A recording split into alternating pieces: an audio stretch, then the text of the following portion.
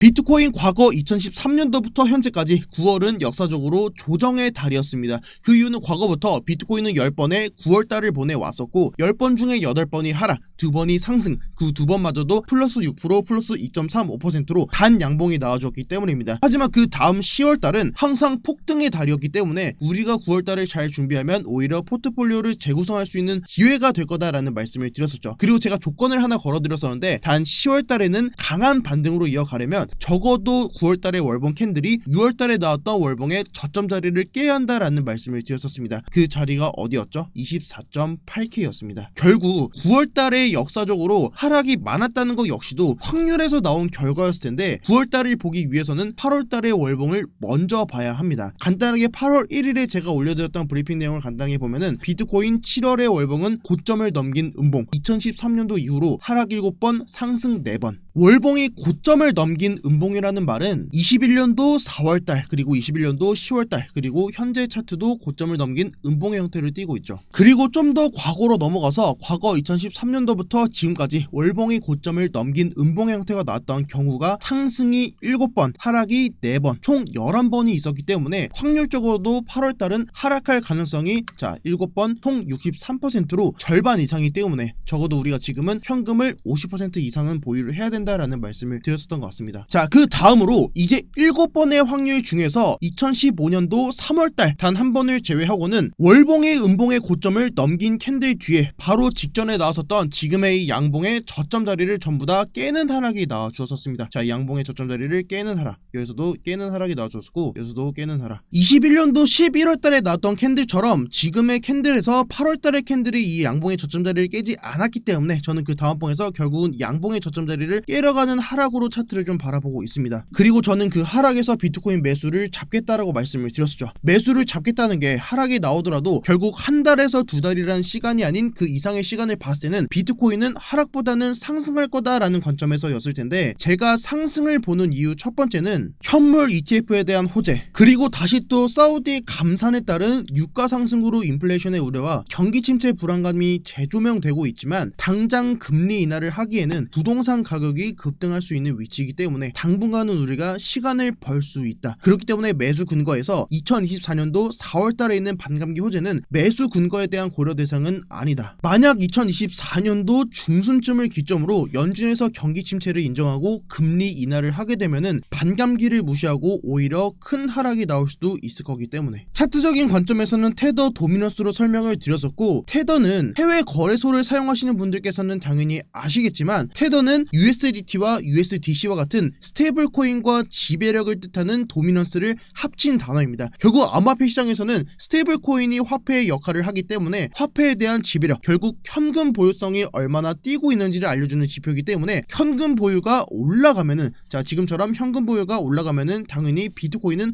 하락하게 되겠죠. 반대로 현금 보유가 아니라 코인 보유로 그 비중이 늘어나게 된다라고 하면은, 현금 보유가 줄어든다면 코인의 가격은 상승하게 될 겁니다. 두 차트는 완벽한 디커플링의 성향을 갖는다라고 알고 계시면 될 것 같고, 한 발 더 나아가서는 스테이블 코인 자체가 줄어드는 현상은 암호화폐 시장에서 자금이 밖으로 빠져나간다는 걸 의미합니다. 자, 그럼 이제 다시 테더 도미넌스 차트로 돌아와서 제가 이거는 옛날부터 정말 귀가 닳도록 말씀드렸던 것 같은데, 차트는 결국 상승을 하기도 하고 하락을 하기도 하고 결국 큰 그림으로 봤을 때는 하나의 채널링을 형성한다라는 말씀을 드렸었던 것 같습니다. 하나의 채널링을 형성하면서 움직인다. 작은 그림 안에서는 복잡한 파동의 형태를 띠고 있지만 결국 큰 그림 안에서는 하나의 채널을 그리면서 한 방향으로 움직인다. 혹은 차트를 우측으로 끌면서 횡보하는 그림이 나올 수도 있겠죠. 과거 비트코인도 채널링을 형성하면서 차트를 그려왔었고, 현재 테더 도미넌스도 저는 지금의 채널의 형태로 차트를 분석하고 있습니다. 현재 테더는 큰 그림 안에서는 상승하는 상승 채널을 그려주고 있고, 반대로 비트코인은 제가 디커플링 된다라고 말씀을 드렸죠. 하락하는 채널을 그리면서 하락하는 그림을 그려주고 있습니다. 그럼 다시 차트로 돌아와서 현재 테더 도미넌스의 단기적인 움직임을 봤을 때 과거의 3월달, 6월달 그리고 현재 차트를 분석해 봤을 때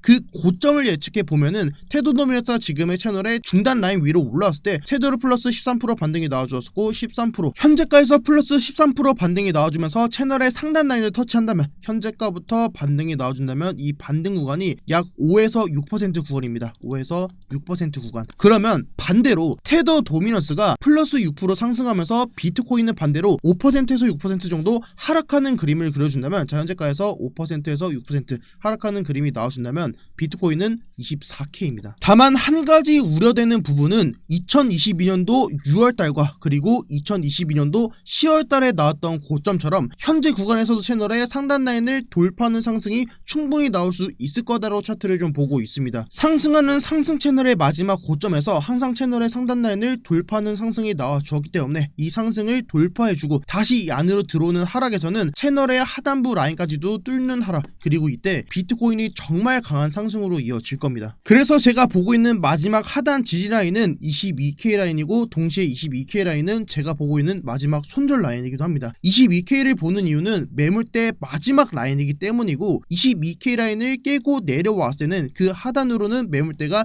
얕게 형성되어 있기 때문에 그 다음 지지가 20K 라인이고 20K 라인마저도 그 매물대가 두텁지 않기 때문에 여기까지 깬다는 건 사실 더 큰 하락으로 빼겠다라는 움직임일 겁니다. 그렇기 때문에 저는 지금 보고 있는 손절 라인은 22K 라인으로 잡았고, 다음으로 제가 하락을 계속해서 보고 있음에도 비트코인은 매수를 진입을 했다라고 여러분들께 말씀을 드린 이유는 결국 이 가격에서 매수를 하겠다라는 이 마인드 자체가 바닥을 잡겠다라는 건데, 바닥은 운이 좋아서 잡을 수는 있지만 아마 그 바닥은 그 누구도 잡을 수 없을 겁니다. 최근에 최저점으로 평가받고 있는 15.47K 역시도 결국은 지나 보니까 바닥이었더라. 비트랑 다르게 알트코인에 대한 생각은 조금 다릅니다. 저는 알트코인이랑 비트코인이랑 매수 구간을 좀 명확하게 하는 편인데, 어제 따로 유튜브 멤버십 영상에서도 올려드렸던 내용이 알트코인은 조금만 더 기다려보자 라는 말씀을 드렸었고, 사실 제가 어제 뭐 엔진코인 같은 경우도 반등분은 나와주고는 있지만 지금 비트코인 추세가 잡히지 않으면은 단기 반등이 나오더라도 버티지 못하고 하락할 거다라는 말씀을 드렸었습니다. 그 외 알트코인들 중에서도 이번 하락에서 저점을 다시 또 갱신한 알트코인들도 있기 때문에 유튜브 멤버십에서도 계속 말씀드렸던 게 기다려야 한다, 알트코인은 아직 안 된다. 사실 우리가 지금 나오는 플러스 10% 20%짜리 반등을 다 먹을 수 없다. 지금은 손실을 보지 않는 것만 해도 절반 이상은 하고 있는 거다라고 생각하고 있습니다. 알트코인 반등은 하루 이틀만 하더라도 플러스 100에서 플러스 200%짜리 반등은 쉽게 나오는 장이기 때문에 사실 저는 알트코인을 미리 진입하면서 모아가는 형식으로 매매를 하지는 않는 편이고, 지금은 알트가 아니라 비트에 좀 집중을 해서 매수를 해야 될 때가 아닌가라고 좀 차트를 보고 있습니다. 장이 지루하다 보니까 지루하신 분들도 있으실 거고, 하락이 또 나오다 보니까 어려운 시간을 보내시는 분들도 계실 거라고 생각합니다. 결국 오늘 영상에서도 말씀을 드렸듯이 상승이 큰 그림에서는 저 역시도 상승을 보고 있기 때문에 지금 구간에서 조금 하락이 나온다고 너무 걱정하실 필요는 없으실 것 같고, 지금 구간에서도 비트코인이 플러스 2.8%로 단기 반등분을 보여주고 있지만 결과적으로 오늘 영상에서 말씀드렸던 것처럼